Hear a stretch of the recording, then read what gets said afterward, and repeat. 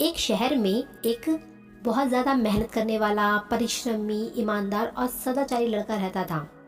उसके माता पिता, भाई बहन, दोस्त सब उससे बहुत प्यार करते थे। वह हर किसी की मदद के लिए हमेशा तैयार रहता था और इसी कारण पड़ोसी और दोस्त सब उसका बहुत सम्मान भी करते थे। सब बहुत अच्छा था, लेकिन वह जिस सफलता की प्राप्ति के सपने देखा करता था वह उनसे बहुत दूर था। वह दिन रात जी जान से बहुत मेहनत किया करता था, लेकिन उसके हाथ हमेशा सिर्फ असफलता ही लगती थी और इसी तरह उसका पूरा जीवन बीतने लगा और अंत में आके उसकी मृत्यु हो गई।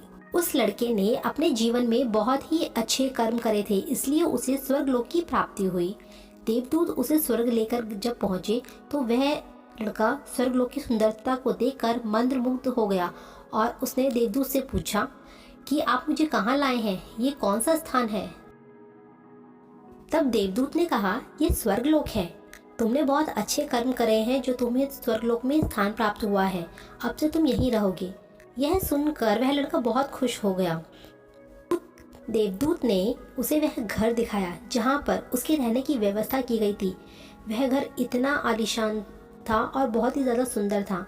उस लड़के ने तो कभी अपने जीवन में वह ऐसा आलीशान घर देखा भी नहीं था। देवदूत उस लड़के को घर के अंदर लेकर गया और घर के अंदर जाकर वह उस लड़के को एक एक कमरा दिखाने लगा।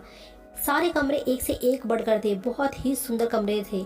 अंत में देवदूत उसे एक ऐसे कमरे में लेकर गया जहाँ पर लिखा हुआ था स्वपन कक्ष। वे दोनों उस स्वपन कक्ष के अंदर गए और जब स्वपन कक्ष के अंदर गए तब लड़का बहुत हैरान रह गया। उसने वहाँ देखा कि वहाँ पर जितनी भी चीज़ें हैं वो सब बहुत ही छोटी छोटी चीज़ें हैं और ये सारी चीज़ें वही थी जिन्हें हासिल करने के लिए उस लड़के ने अपनी पूरी ज़िंदगी लगा दी, लेकिन वह फिर भी उन चीज़ों को हासिल नहीं कर पाया। अब वह लड़का सोचने लगा कि इन सब चीज़ों को पाने के लिए मैंने सपने तो धरती पर देखे थे, पर वहाँ मुझे ये सब नहीं मिले, लेकिन यहाँ पर रखे हुए हैं, लेकिन इनका रूप बहुत छोटा है।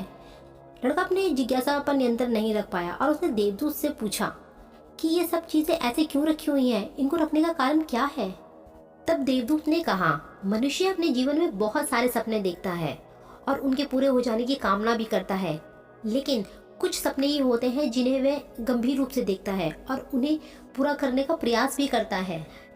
ईश्वर और ब्रह्मांड मनुष्य के हर सपने को पूरा करने की तैयारी करते हैं, लेकिन कई बार असफलता हासिल होने के कारण, उससे निराश होकर या दृढ़ निश्चय की कमी के कारण मनुष्य उस पल मेहनत करना छोड़ देता है जब उसके सपने सच में पूरे होने वाले होते हैं। इसीलिए मनुष्य के अधूरे सपने यहाँ प्रतिरूप के रूप में रखे हुए हैं।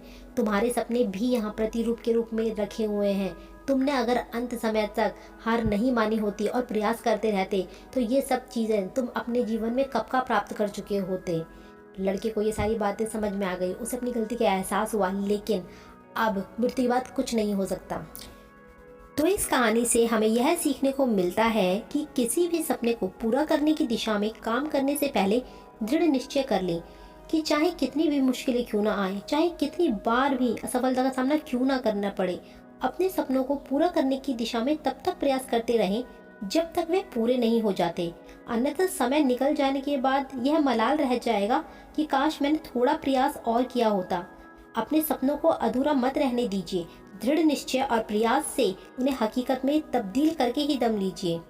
तो आपको ये कहानी पसंद आई हो तो लाइक कीजिए, शेयर कीजिए, सब्सक्राइब कीजिए। Thank you for watching the video.